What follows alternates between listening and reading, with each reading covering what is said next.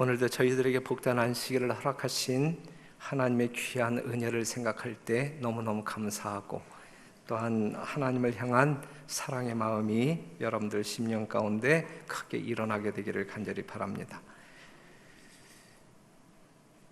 오늘 아침에 이 교회에 오셔서 이 주차하기가 참 불편하셨죠. 특별히 몸이 불편하시고 어르신들은 이 교회 주차장이 아주 이렇게 여름 성경학교 때문에 사용할 수 없어서 꽤나 불편하셨으리라 생각되어지는데 너무너무 죄송하고, 하지만 여러분들이 배려해 주시는 덕택으로 여름 성경학교는 아주 성공적으로 진행되고 있습니다. 어제 저녁에 보고받은 내용을 보게 되면 저녁임에도 불구하고 비가 내림에도 불구하고 144명의 어린이들이 모였고, 그 중에 새로 온 아이들이 거의 32명 정도. 우리 교회 아이들만을 위한 잔치가 결코 아닌, 정말 아직 신앙을 알지 못하는, 또 잘못된 진리 안에 머물고 있는 어린 영혼들을 위한 그 전도 사역이 아주 충분히 하나님의 은혜 가운데 이루어지고 있습니다. 여러분들의 계속적인 기도와 협력 부탁드립니다. 이 차제에 한번 말씀을 드린다고 하면, 우리 별내교회가 사용할 수 있는 주차장은 화접초등학교 주차장 사용할 수 있고, 물론 오후 시간 지금 어떤 그 제한된 시간이 있어요. 한 3시까지. 하지만 요 학교와 우리가 계속 한번 타협을 하고자 하는 것은 그 오후 시간도 좀 이렇게 우리가 자유롭게 편하게 활용할 수 있는 기회를 달라고 요청 중에 있습니다. 그리고 별내 고등학교는 주차장뿐만 아니라 운동장에까지 될 수 있어요. 그게 넉넉해요, 주차장은. 이 별내교회에 찾아오는 성도들에게 주차장은 넉넉하게 열려 있음을 기억해 주시기를 바라고, 그 다음에 토요일과 일요일에는 저쪽 그 도서관에서 이 별내 고등학교 이 후문까지는 그냥 하루 종일 그냥 1차선, 한 차선을 주차장으로 사용해도 전혀 문제가 없어요. 그리고 이 교회 앞에는 12시부터 2시까지 이 도로, KCC 그 앞에까지 우리가 될 수 있는데, 그래서 여러분들에게 당부 드린다고 하면, 우리가 평출생 1000명의 비전을 가지고 지금 가고 있는 교회 아닙니까? 그렇기 때문에 그 비전, 그 꿈을 이루기 위해서는 여러분들이 2가지를 적극적으로 도와주어야 되는데, 일단 주차. 정말 우리 교우들이라고 하면 정말 난 이 교회의 주인이라고 하는 의식이 강하게 박혀있는 사람들은 화접초등학교나 별내 고등학교의 차를 대시고, 이 지하주차장이나 지상주차장은 멀리서 조금 늦게 오신다거나 몸이 불편하신다거나 그 다음에 노년에 계신 분들에게 양보하면 얼마나 좋을까라고 하는 생각이 들고, 그것이 이행되어지지 않으면 이 별내교회 비전을 향하여 나아가는 일에 큰 걸림돌이 될 것이다. 그래서 여러분들에게 간곡히 부탁드립니다. 기왕에 조금 걸어오는 불편함이 있다 할지라도 가급적이면 화접초등학교나 별내 고등학교 주차장을 최대한으로 사용해 주시기를 당부드릴게요.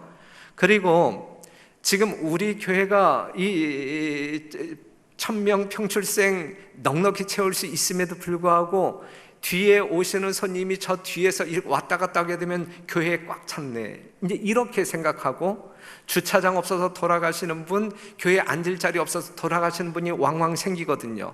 그렇기 때문에 기왕에 이 성도님들이 안실학교 교과 공부가 끝나면 이 앞자리부터 가득 채워주시고, 저 뒷자리가 반 이상 텅 빈다 할지라도 그냥 빈자리로 남겨주셔야 나중에 오는 분들이 이 교회는 참 빈자리가 많네 생각하고 올 마음을 갖게 되거든요. 그 부분에 있어서 여러분들이 좀 도와주시기를 당부드릴게요. 다시 한번 오늘 성경학교 관계로 주차장의 불편함을 여러분들에게 드려서 아주 죄송합니다. 마태복음 24장에 있는 말씀을 보면, 예수께서 감람산 위에 앉으셨을 때에 제자들이 조용히 와서 가로되 우리에게 이르소서, 어느 때에 이런 일이 있겠사오며 또 주의 임하심과 세상 끝에는 무슨 징조가 있사오리까. 그래서요, 우리는 지금 세상 끝을 향하여, 종말을 향하여 달려가고 있는데, 이 종말 사건, 이 지구의 종말은 예수님의 재림 사건으로 이르러 온다라는 사실을 살펴볼 수 있습니다. 세계에서 일어나고 있는 수많은 재림의 징조들, 정말 마태복음 24장이나 누가복음 21장에서 언급하고 있는 이 재림의 징조들이 문자 그대로 이루어지고 있음을 우리는 눈으로 확인하고 살아가고 있습니다. 1월 성신에 나타나는 징조, 해가 어두워지고 달이 빛을 내지 아니하고 별들이 떨어지는 이 예언은 이미 성취되어진 예언이고, 자연계에 나타나는 징조, 처처에 지진이 있을 것이고 기근이 있을 것이고 온역이 있을 것이고 바다와 파도의 우는 소리, 이상기후, 토네이도 등등 이 모든 징조들 이미 다 성취되어진 시대에 우리가 살아가고 있고, 국가와 민족 간에 나타나는 징조, 난리와 이 대적의 사건들, 인류 사회에 나타나는 징조, 불법이 성할 것이고 사랑이 식어질 것이고 그리하여 도덕적인 타락이 이르러 오게 될 것이고 노동 파업이 아주 심하게 일어날 것이고 등등, 이 모든 것들도 문자 그대로 다 성취된 시대에 우리가 살고 있지 않습니까? 종교계에 나타나는 징조, 거짓 그리스도와 선자들이 나타날 것이고 땅끝까지 복음이 증거될 것이고 일요일 시험령이 일어나게 될 것이고 믿는 성도들에게 핍박이 이르러 올 것이라고 하는 그러한 예언도 이제 성취되어져 가고 있습니다. 이러할 때에 우리가 기억해야 할 말씀은 이와 같이 너희도 이 모든 일을 보거든 인자가 가까이 곧 문 앞에 이른 줄 알라 그랬고, 일어나 머리를 들라 그랬어요. 사랑하는 성도 여러분, 이 시대를 살아가고 있는 하나님의 살아있는 성도들은 예수님의 오심의 긴박성을 느끼고 이제는 깨어 머리를 들어 하늘을 쳐다보아야 할 때가 되었음을, 우리는 그러한 시대에 살아가고 있음을 직시하시고 망각하지 마시고 철저히 하나님의 뜻에 합당한 생애를 생애하시는 여러분과 제가 되기를 간절히 바랍니다. 예수님께서 말씀하신 징조 중에 오늘 우리가 잠깐 생각해보고 싶은 말씀은 마태복음 24장 7절에 있는 말씀, 민족이 민족을, 나라가 나라를 대적하여 일어나겠고 이거 아니고 처처의 기근과 지진이 있으리니 그랬는데, 오늘 이 시간에는 이 기근의 문제를 한 번쯤 생각해 보려고 합니다. 처처에 기근이 있을 것이다 그랬어요. 우리나라에서는 보기 힘든, 그래서 재림의 징조로 체감하기 힘든 그러한 징조 가운데 하나가 기근의 징조죠. 지금 오늘 굶고 오신 분 있나요? 지금 영양실조로 인하여 허덕거리고 계신 분 있나요? 정말 쫙 말라가는 그 자식들을 보면서 내 살이라도 떼어주고 싶은 그러한 아주 그 우울한 환경 가운데 있는 분 있나요? 없잖아요. 예? 우리가 정부로부터 보조받는 그러한 어떤 그 쌀푸대도 나 혼자 먹기 감당이 안 돼서 남잖아요. 사실은 그렇죠. 그러한 부유한 시대에 우리가 살아가고 있기 때문에 이 기근이라고 하는 것이 재림의 징조다, 우리나라 백성들이 느끼기에는 참 어려운 주제 중에 하나입니다. 그래서 우리가 재림의 임박성에 대하여 무딘 마음을 가지고 있는지도 모르겠어요. 만약에 그렇다고 하면 이거는 큰 실수가 될 것입니다. 세계식량농업기구, UN 아동기금, 세계보건기구, 국제농업개발기금, 세계식량계획, 이러한 단체들이 이제 조사해서 보고한 내용을 보게 되면 2019년 세계 식량 안보와 영양 상태라고 하는 보고서를 발표했는데, 2018년에 그 영양실조에 걸린 이 세상 인구가 몇 명이냐면 8억 2,060만 명, 엄청난 숫자죠.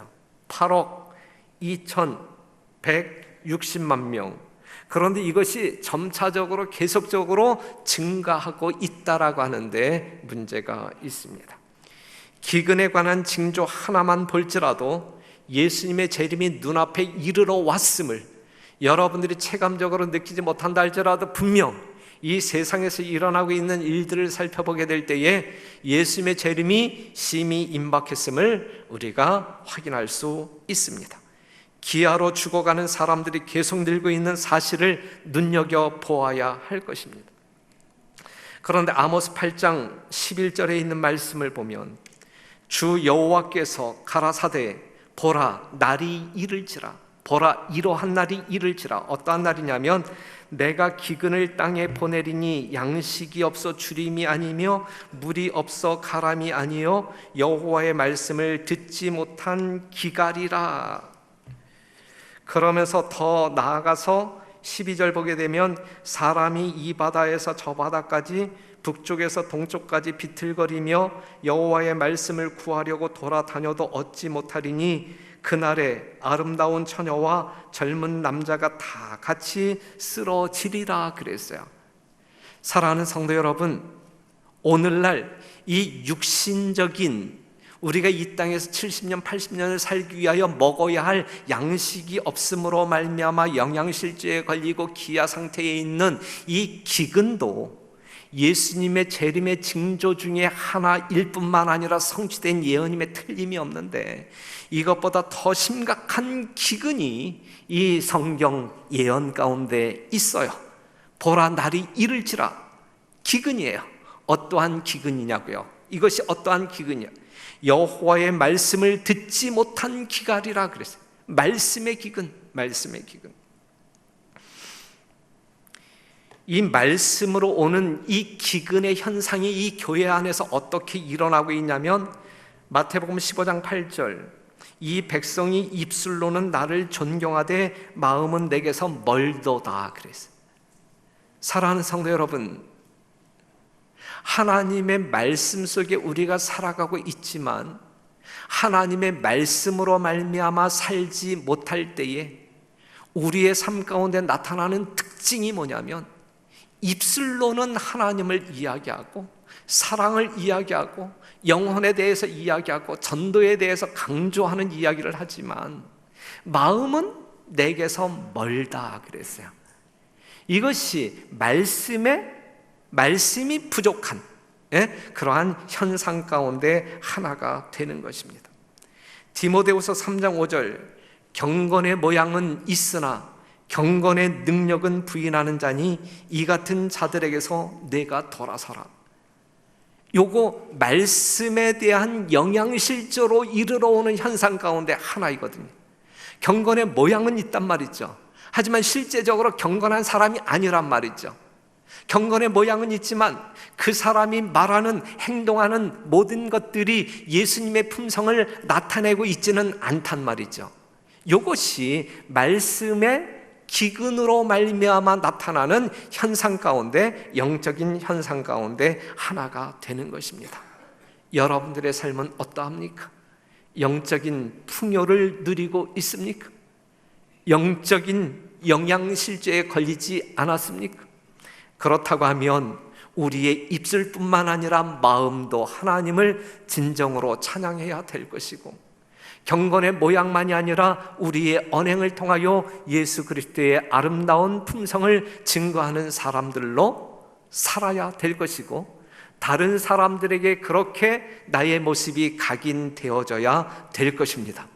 만약에 내가 다른 사람들에게 그러한 평가를 받지 못한다고 하면 나는 영적인 기아 상태에 있는 사람이다 라고 판단할 수 있습니다. 아간의 죄는 전 국민에게 재난을 가져왔다. 한 사람의 죄이지만 전 국민에게 재난을 가져왔다. 그와 같이 한 사람의 죄는 그 범행을 조사하여 처리해 버리기까지 하나님의 불쾌히 여기심이 당신의 교회에게 임할 것이다. 교회가 가장 무서워해야 할 영향은 요거 한번 잘 들어봐요. 우리 교회가 가장 무서워해야 할 영향은 공공연한 반대자나 신앙심 없는 자나 하나님을 모독하는 자들의 영향이 아니고, 이러한 사람들이 아니고 언행이 일치하지 않는 공언하는 그리스도인들의 영향이다 그랬어요. 이들은 이스라엘의 하나님의 축복을 억제하고 당신의 백성들을 약하게 하는 자들이다 그랬거든요.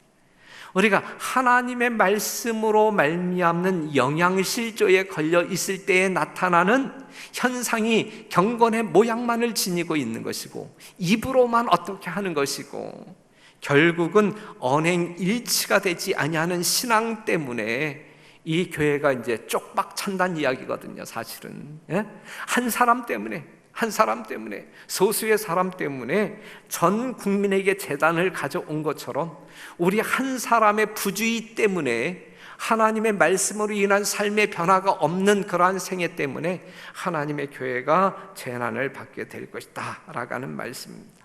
사랑하는 성도 여러분, 진실한 마음으로 오늘 이 자리에 우리가 왔잖아요. 하나님의 말씀을 귀담아 들어야 되잖아요. 그렇죠? 하나님의 말씀으로 말미암아 여러분들의 삶 가운데 진정한 생명력이 부여되고, 또한 여러분들의 삶에 진정한 개혁이 있게 되기를 간절히 바랍니다.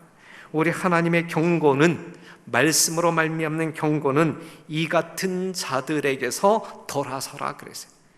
먼저는 내가 이러한 사람이 되지 말아야 될 것이고, 두 번째는 이러한 사람들에게서 내가 돌아서야 된다라고 하나님은 권면해 주고 있습니다. 돌아서야 되는 거예요. 말씀의 능력 앞에 서야 된다는 말씀이에요. 진리 앞에 굴복해야 된다는 말씀이에요. 하나님의 뜻을 분별하고 순종해야 한다는 말씀입니다. 이것이 진정한 성도의 삶이다.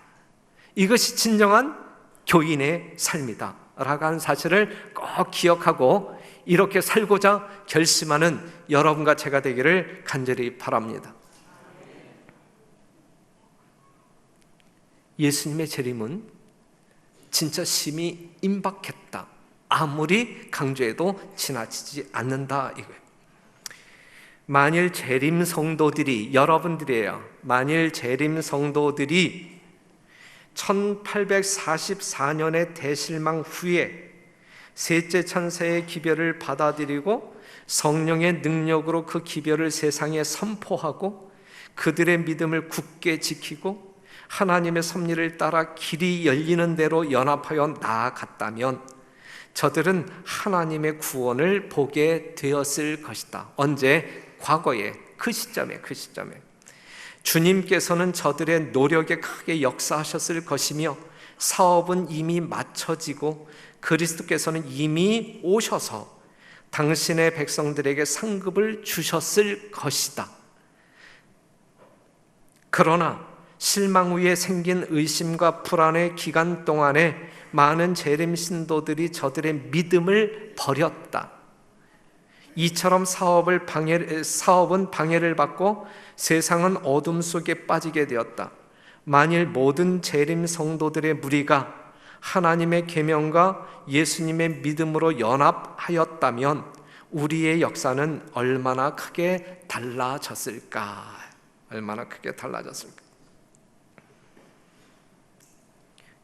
그러므로 그리스도의 재림이 이처럼 지체된 것은 본래 하나님의 뜻이 아니다. 1883년 화이트 선지자가 계시를 받고 기록한 말씀에는 그리스도께서는 지금 이때에 오셨을 것이다 그랬어요. 그러니 우리가 정확히 표현한다고 하면 지금 여러분들이 소망 중에 기다리고 있는 예수님은 오실 예수님이 아니라 오셨어야 할 예수님이란 말씀이죠. 그렇죠? 우리가 성경 예언적으로 볼 때에 우리가 기다리고 있는 그 예수님은 이미 과거 어느 시점에 오셨어야 할 예수님이지 아직 시간이 안 되었기 때문에 오셔야 할 그 미래적인 재림 예수님이 아니란 말씀이죠. 예수님의 재림이 지체되는 책임은 전적으로 우리에게 있다, 여러분에게 있다라고 하는 사실입니다. 이스라엘 백성들은 오랫동안 광야에서 방황하는 일로 인해 때때로 인내하지 못하고 반역하고 싶은 감정을 가졌다. 그러나 여호와께서는 가나안 점령이 이렇게 지체되는 데 대해 아무런 책임이 없으셨다. 하나님의 책임이 아니다. 오히려 여호와께서는 그들을 즉시 약속된 땅으로 인도해 드리지 못하시는 까닭에 그들보다 더 슬퍼하셨으며, 그리고 모든 민족들 앞에서 당신의 구원하시는 일로서 당신의 능력을 나타내셨다. 이스라엘 백성들은 하나님을 신뢰하지 않고 교만하고 불신했기 때문에 가나안에 들어갈 준비를 갖추지 못했다 그랬어요. 40년 동안 백성들이 가나안 땅에 들어가지 못한 것은 전적으로 백성들의 책임이지 하나님의 뜻이 아니었다. 이 광야에서 방황하는 백성들을 바라보시는 예수님께 하나님께서는 더 슬퍼하셨다. 그들보다 이 가나안 땅을 그리워하면서 들어가기를 간절히 소원하는 그 백성들보다, 그 백성들, 방황하는 백성들을 바라보시는 하나님의 마음 가운데는 더 큰 슬픔이 있었다. 이거 있었다. 그들은 전혀 여호와를 그들의 하나님으로 삼는 백성임을 나타낼 수 없었으니 이는 그들이 순결하고 선하고 자비로운 여호와의 성품을 갖지 못한 까닭이었다. 만일 저희 조상들이 믿음으로 하나님의 지시를 따르고 당신의 법도를 따르고 율례대로 행했더라면 그들은 오래전에 가나안에 정착하여 번영하고 거룩하고 행복한 백성이 되었을 것이다. 아주 오래전에. 그들이 아름다운 땅에 들어가기를 지체함으로 하나님께 욕을 들리고 임금 민족들 앞에서 그분의 영광을 훼손시켰다 그랬어요. 그러면서 이제 현재를 살아가고 있는 우리들의 문제를 지금 직시한다고 하면, 그리스도께서는 그날이 언제 이르게 될는지 우리에게 알리신다. 그분은 온 세계가 다 회개할 것이라고 하지 않으시고 이 천국 복음이 모든 민족에게 증거되기 위하여 온 세상에 전파되리니 그제야 끝이 오리라고 말씀하셨다. 온 세상에 복음을 전함으로 우리 주의 강림을 촉진시킬 능력이 우리에게 있다. 예수님의 재림의 시간을 촉진시킬 수 있는 능력이, 책임이 우리에게 있다. 우리는 하나님이 오시는 날을 바라볼 뿐 아니라 그 날을 뭐 해야 한다? 재촉해야 한다. 재촉해야 한다. 만일 그리스도의 교회가 주께서 명하신 바와 같이 맡겨진 사업을 이루었다면 온 세계는 벌써 경고를 받았을 것이며 우리 주 예수께서는 능력과 큰 영광으로 이 세상에 오셨을 것이다. 그랬어요. 우리의 사명은 막중하다. 너무너무 막중하다. 그런데 우리는 지금 말씀의 기근 상태에 비틀거리고 있다. 그렇다고 하면 이어진 문제가 되지 않겠느냐 이것이거든요. 사랑하는 성도 여러분, 우리 별내교회는 정말 말씀이 살아 움직이는 교회, 말씀대로 여러분들의 삶이 정말 그리스도를 쫓아가는 그러한 생애를 삶으로 말미암아 여러분들을 통하여 땅끝까지 복음이 증거되어지고 여러분들의 역동적인 활동으로 말미암아 예수님의 재림의 날이 속히 이르러 오는 놀라운 역사가 있게 되기를 간절히 바랍니다. 별내교회 성도 여러분, 정말 하나님의 귀한 보혈로 말미암아 사신받은 귀하고 귀한 성도 여러분, 오늘 이 시간을 우리는 하나님의 선하신 뜻이 무엇인지 분별하고 하나님의 뜻에 합당한 생애를 생애함으로 주께 영광 돌리는 여러분과 제가 되기를 간절히 바랍니다.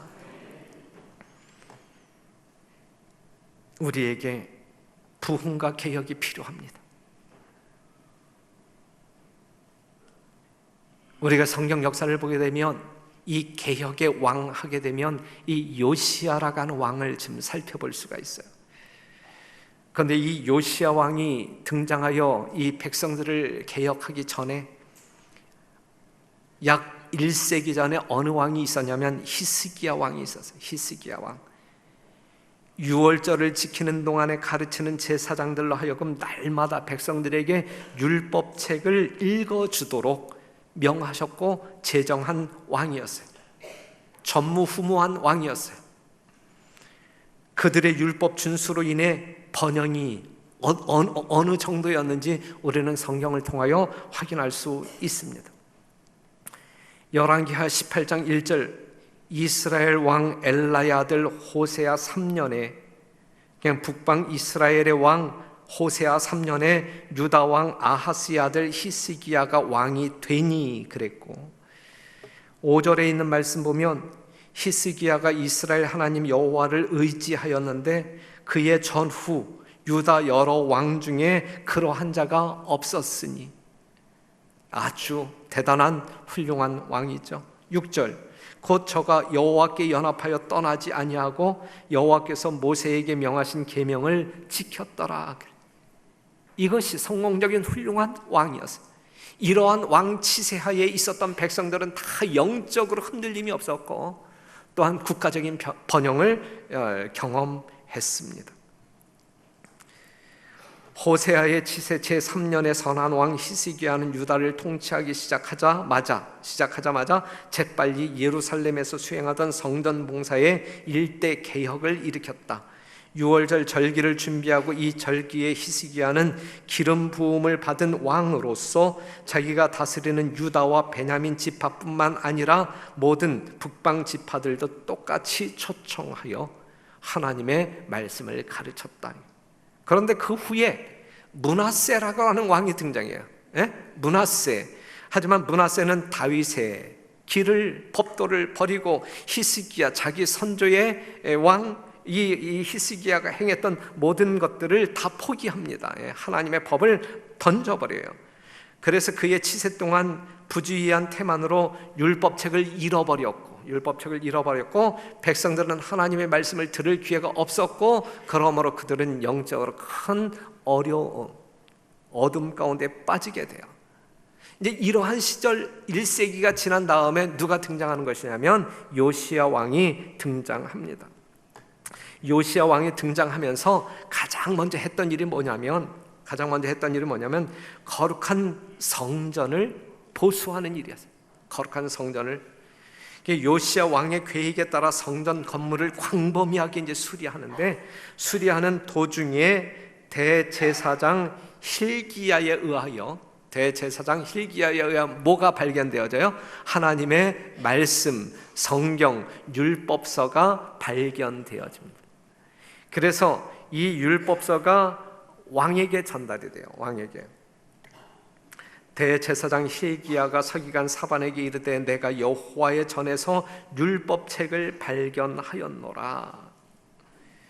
왕이 율법책의 말을 듣자 곧 옷을 찢으니라 그랬어요. 옷을 찢음과 동시에 그는 뭘 찢었을까요? 마음을 찢었어.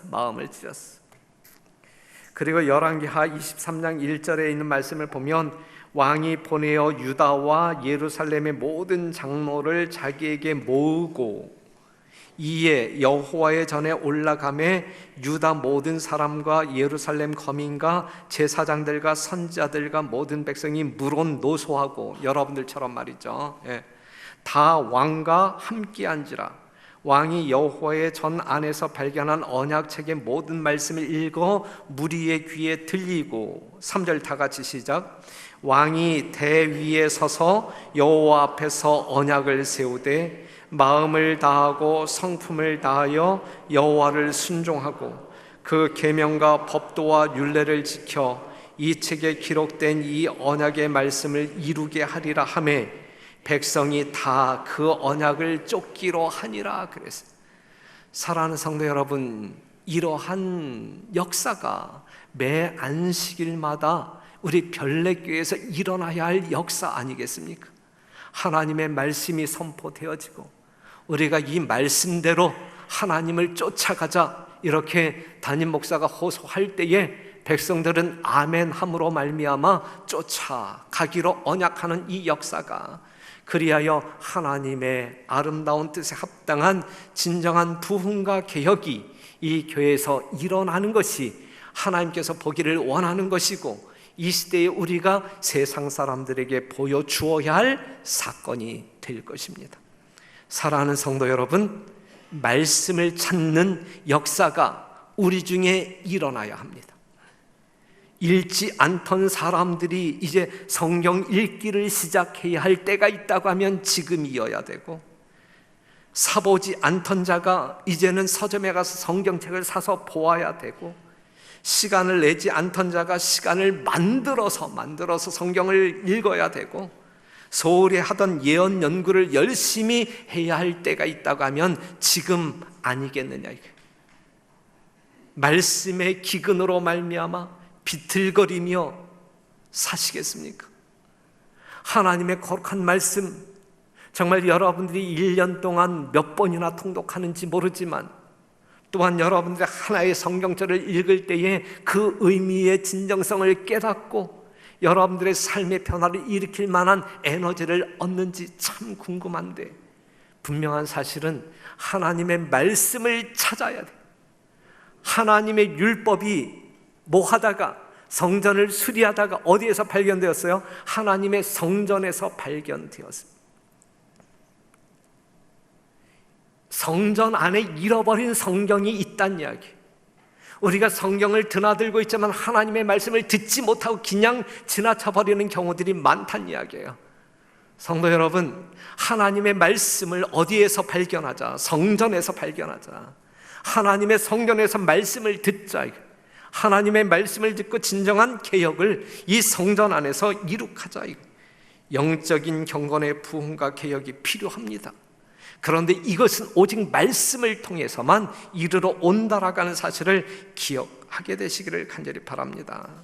신앙 부흥과 개혁이 성령의 주도하심 아래 이루어져야 할 것입니다. 여러분 각자가 매일 매 순간 성령과 교통하는 사람들이 되어야 할 것이고, 그 성령의 교통하심으로 말미암아 살아있는 말씀으로 인도됨을 경험해야 될 것이고, 여러분들이 성경 속으로 들어간다고 하면 십자가를 보아야 할 것이고, 십자가를 통하여 하나님의 무한한 사랑을 물리칠 수 없는 정말 어미한 감격 속에 여러분들을 놓아야 할 것입니다. 부흥이란 뭐냐 이거예요. 부흥이란 영적 생명이 새롭게 되는 것을 부흥이라고 말할 수 있어요. 마음과 심령이 성령의 능력으로 소생하는 것을 부흥이라고 말합니다. 영적 죽음으로부터 다시 살아나는 이 사건을 우리는 부흥이라고 이야기합니다. 예수님과의 거리가 멀면 멀수록 자아가 커지고 결코 부흥은 경험할 수 없어요. 하나님의 말씀을 통하여 주님께 가까이 나아가면 나아갈 때에 진정 비로소 우리에게 부흥이 경험되어지는 것입니다. 부흥이 먼저냐 개혁이 먼저냐 할 때 저는 부흥이 먼저 이어야라고 말씀을 드립니다. 개혁이라고 하는 것은 재조직이며 사상과 이론, 습관과 행동들에 일어나는 변화를 우리의 삶의 변화. 예. 우리의 심령 가운데 진정한 부흥이 경험되어질 때에 우리의 삶은 하나님께서 원하는 품성으로 변화, 고쳐진다. 고쳐진다. 개혁되어진다. 개혁.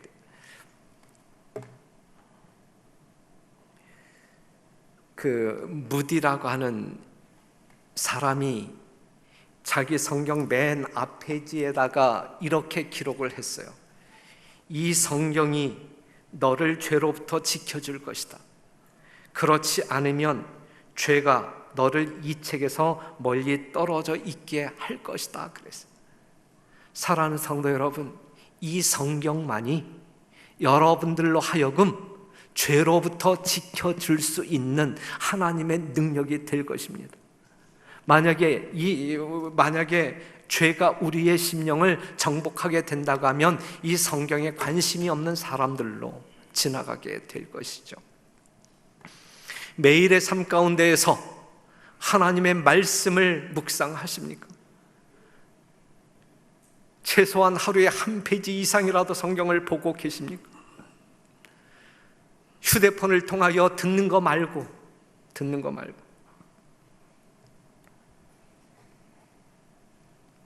개혁이 성령의 새롭게 하심과 연결되지 않으면 그것은 의의 열매를 맺을 수 없다.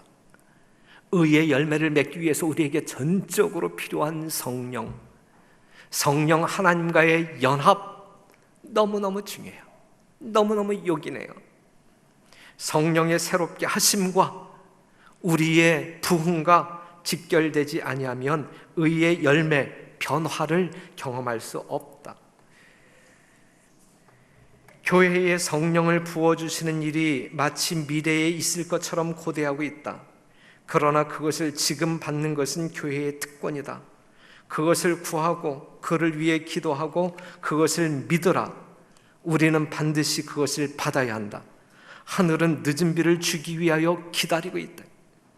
늦은 비, 마지막 예수님 재림 직전 어느 시점, 미래적인 어느 시점에 주어질 것이다.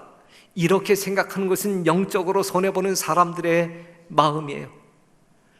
이 늦은 비 성령을 우리는 지금 경험해야 된다. 지금 경험할 수 있다. 그렇게 되면 지금 경험하는 성도들이 되어야 한다는 말씀입니다. 지금 우리가 살고 있는 이 시기는 은혜의 시기이다. 성령의 부어주심을 기다리는 자들에게 그렇다. 성령의 축복을 구하라. 성령의 부어주심은 필수적이다. 필수적. 정말 하늘에 가야 할 사람들에게 있어서 약속한 늦은 비 성령을 받는 것은 필수적이다. 지금 받아라. 지금 우리가 구해야 한다. 하나님께서는 주시기 위하여 기다리고 있다.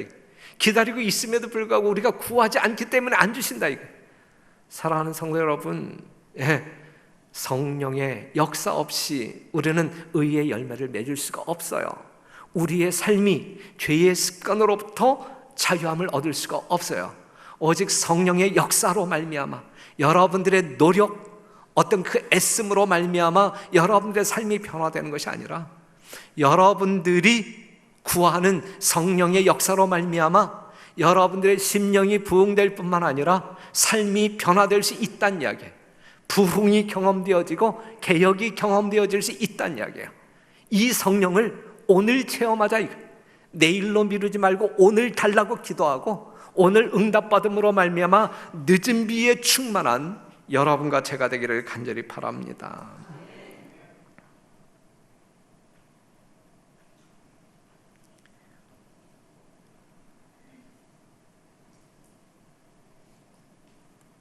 그들은, 여기서 말하고 있는 그들은 오순절 다락방에서 이른비를 경험한 이 초대교회 예수님의 제자들을 이야기합니다. 그들은 그리스도의 명령에 순종하여 예루살렘에서 하나님의 약속, 즉 성령의 부어주심을 기다렸는데 어떻게 기다렸냐면 그들은 한가롭게 기다리지 않았다. 성경의 기록은 그들이 늘 성전에 있어 하나님을 찬송하였다고 말하고 있다 그랬어요. 늦은 비 분명히 약속되었어요. 구하는 자에게 부어주실 것임에 틀림이 없어요. 그런데 그 늦은 비 성령을 받기 위하여 기다리는 성도들인 우리는 오늘을 어떻게 살아야 할 것이냐, 그냥 한가롭게 막연히 그 늦은 비 성령이 임하기를 기다릴 것이냐, 이른 비 성령을 경험한 초대교회 성도들이 그렇게 살아는 아니란 말이죠. 늘 성전에 있어 하나님을 찬송하였다고 말하고 있다. 그들은 이른 비 성령, 하나님께서 약속하신 이른 비 성령을 받기 위하여 간절히 기도하면서 어떻게 했냐면 부활하신 예수님을 증거하는 일에 최선의 노력을 경주했어요. 그들이 성전에서 뭐 했겠어요? 이 성전은 그리스도인들에게 핍박받는 장소예요. 위험한 장소예요. 그렇기 때문에 예수님 부활하신 이후에 예수님의 제자들은 다 어디에 숨었어요? 골방에 다 숨어버렸잖아요. 그런데 지금 이들이 성전에 올라가서 하나님을 찬양했다는 이야기는, 부활하신 예수님을 증거했다는 이야기는 정말 그러한 어떤 그 핍박이라든지 어떤 그 순교를 각오하고 지금 그러한 행위를 하고 있는 것이거든요. 그들은 또한 그들의 요구를 예수님의 이름으로 하늘 아버지께 아뢰기 위하여 함께 모였다. 기도하기 위하여 모였다.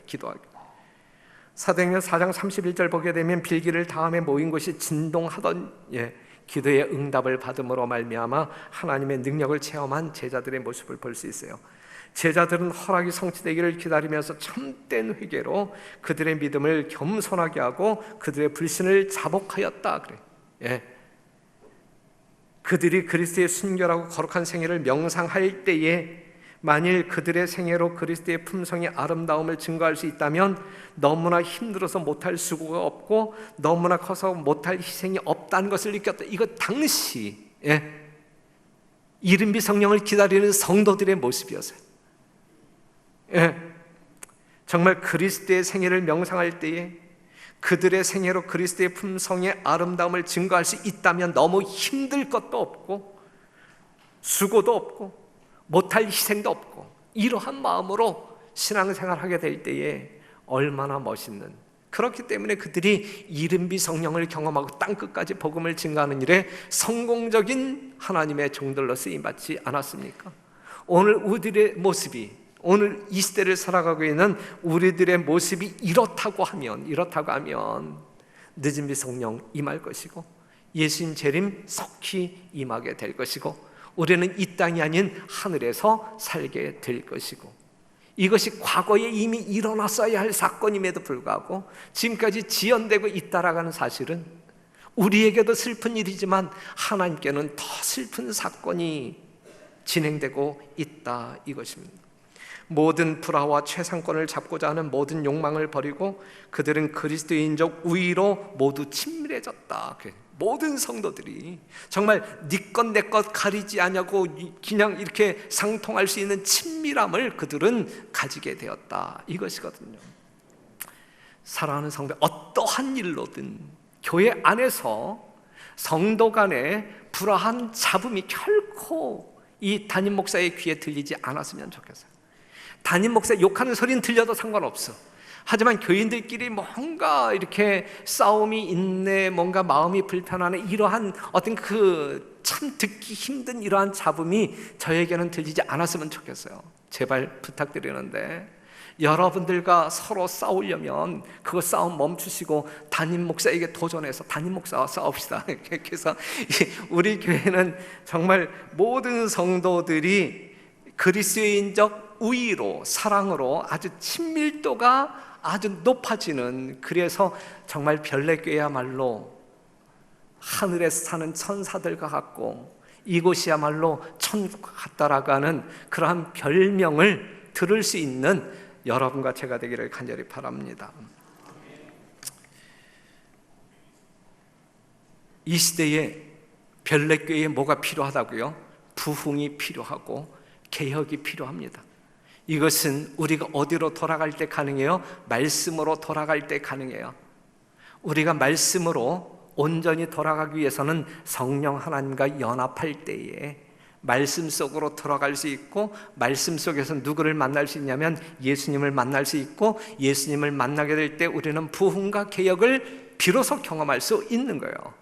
여러분들이 예수님을 만나지 못할 때에 아무리 하나님의 말씀을 골백 번 통독하고 암송하고, 여러분들이 그냥 유튜브를 통해서 이 사람 저 사람 설교 다 듣고 그냥 하루에 몇 편씩 설교를 들으면서 난 영적으로 충만하다, 그런다 할지라도 진짜 살아계신 예수님을 만나지 못한다고 하면 여러분들의 삶 가운데 아무런 부흥과 개혁도 일어나지 않습니다. 그렇죠? 한 말씀을 묵상한다 할지라도 그 말씀 속에서 살아계신 예수님을 만나게 될 때, 사랑을 찡하게 느낄 때에 우리의 삶의 부흥과 개혁이 경험되어질 수 있는 것입니다. 사랑하는 성도 여러분, 우습지 않아요? 오늘날 말씀의 홍수 속에 살고 있잖아요. 여러분들의 집에 성경책이 몇 권씩 갖고 있어요? 예? 엄청나게 많잖아요. 여러분들 휴대폰 열게 되면 그냥 우리 교단에서 나온 모든 사적 다 깔려 있죠. 유튜브 들어가게 되면 정말 유명한 그 수많은 어떤 그 감동적인 설교 수없이 들을 수 있잖아요. 말씀의 홍수 속에 있지만 우리 하나님께서는 아모스 8장 11절에서 13절에 이야기하고 있는 예언은 어떠한 예언이냐면, 말씀의 기하로 말미암아 비틀거린다. 마지막 시대에 살아가고 있는 성도들이. 이거 웃기는 이야기 아니에요?